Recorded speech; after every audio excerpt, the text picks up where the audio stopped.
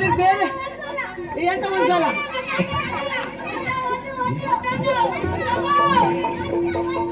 ತಪ್ಪು ಅವ್ರದಲ್ಲ ನನ್ ತಪ್ಪು. ಅವ್ರಿಗೆ ಯಾರೋ ಅವ್ರ ಮಿತ್ರನ ಮೇಲೆ ಹಠ ಉಂಟು, ನನ್ನ ನೋಡಿದ್ರೆ ಅವ್ನು ನೋಡಿದಾಗ ಆಯ್ತೇನೋ ಅವನಿಗೆ ಹೇಗೆ ಆಲೋಚನೆ ಹಾಗಂತ ಹೇಳ್ಬೇಕು.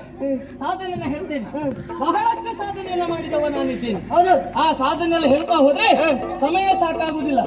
ಹಾಗಂತ ಒಂದು ಸಾಧನೆಯನ್ನು ಹೇಳ್ತೇನೆ. ಒಂದ್ ಹೇಳ. ಎಂತದ? ಒಂದ್ ಹೇಳ. ಅದನ್ನ ಒಂದೇ ಹೇಳ್ತೇನೆ ಅಂತ ಹೇಳಿ ನಿನ್ಗೆ ಹೆಂಗ್ ಕೇಳಿಸಿತ್ತು? ಹಾಗಂತ ಹಿಂದೆ ಹಿಂದೆ ಹಿಂದೆ ನೀನು ಅಪ್ಪಿದ್ದ ಹೋಗಿ ಮಾತಾಡಿಸಿ ಬಾ. ಹಿಂದೆ ಹಿಂದೆ ಹಿಂದೆ ಗೋವುಗಳಿಗೆ ಗೋಪಾಲಕರಿಗೆ ತೊಂದರೆ ಕೊಡ್ತಾ ಇದ್ದದ್ದು ಕಾಳಿಂಗ ಸರ್ಪ. ಒಳ್ಳೆ ಹಾವು. ಒಳ್ಳೆ ಹಾವು ನೀನ್ ಹಿಡಿ ಹೋಗ.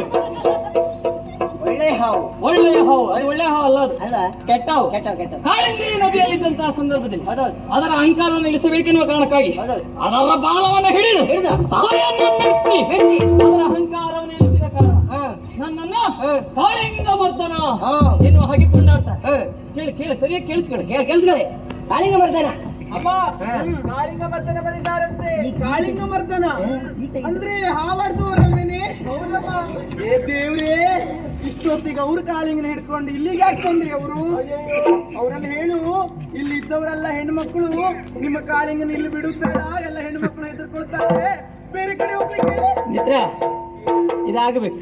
ಅವಳು ಹೇಳಿದ್ದೇನು? ಎಂತದ್ದು? ಇಲ್ಲಿ ಬಹಳಷ್ಟು ಹೆಣ್ಣು ಮಕ್ಕಳಿದ್ದಾರೆ, ನಿಮ್ಮ ಹಾವು ಇಲ್ಲಿ ಬಿಡ್ಬೇಡಿ, ಮುಂದೆ ಹೋಗ್ಬಿಡಿ. ನೀನ್ ಬಂದಿಲ್ಲ ನನ್ನ ಜೊತೆ ಅಂದ್ರೆ ಇಬ್ರು ಸೇರಿ ಹೇಳಿದ್ದ. ಅದಲ್ಲ, ನಾನು ಕೇಳಿದ್ದೇನೆ. ಕೆಲವೊಂದು ಸಂದರ್ಭದಲ್ಲಿ ನೀನ್ ನನ್ನ ಜೊತೆ ಇರುವುದಿಲ್ಲ, ಎಲ್ಲ ಆಡುವುದೇನು?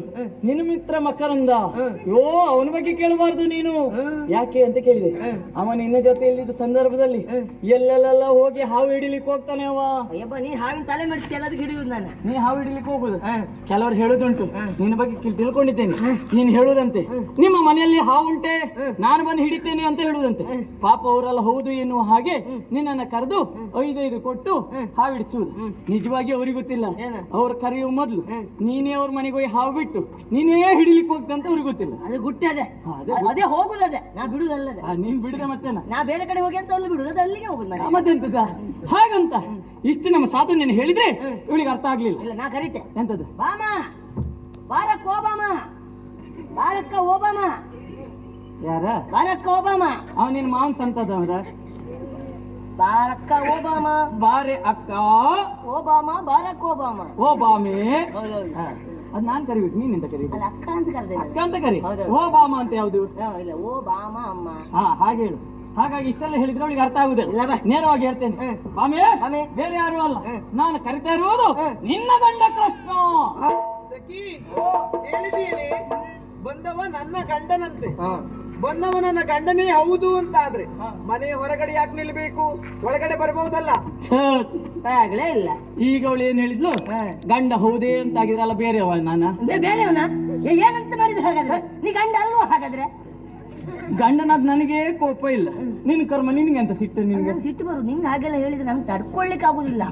ನೀನ್ ಹೀಗೆ ಇದ್ರೆ ಹೇಳ, ಹಿಂದೆಳ ಅವನಿಗೆ ಹಾಗೆ ಆಗ್ಬೇಕು. ಸಿಟ್ಟು ಏರುದ? ನೀನು ಕುಳ್ಳ, ನೀನಿದ್ಯಲ್ಲ ಮೇಲೆ ಎಷ್ಟಿದ್ದು ಕೆಳಗಷ್ಟೇ ಇದ್ದೆ ನೀನು. ನಂಗೆ ಏರುದ? ನಿನಗೆ ಏರುದು ಇನ್ನೊಂದು ಸ್ವಲ್ಪ ಹೊತ್ತು ಬಿಟ್ಟು ತಗೋ, ನಿನ್ಗೆ ಏರ್ತದೆ. ಸಿಟ್ಟೆ ಬರಲ್ಲ. ಹಾಗಲ್ಲ, ಗಂಡ ಆದ್ರೆ ಒಳಗೆ ಬರ್ಬೋದು ಏನೋ ಹಾಗೆ ಹೇಳಿದ್ರು. ಇದು ಮೊದ್ಲೇ ಹೇಳಿದ್ರೆ ಎಂತದ್ದು ವೇಣುಗೋಪಾಲ 10 ಸಲ ಬೇಕಿತ್ತ, ಅದ್ರಲ್ಲಿ ನೀನು ಕರ್ಮ ಮತ್ತೊಮ್ಮೆ ಅಂತ ಹೇಳಿ ನನ್ನ ಜೀವ ತೆಗ್ದಿಲ್ಲ ಪುಣ್ಯಾತ್ಮ. 10 ಸಲ ಮಾಡಿದಾಗ್ಲೂ ತೆಗಿತಾರ ನೋಡಿದ್ದು ಮಾರೆ, ಅದು ತೆಗಿಲಿಲ್ಲ.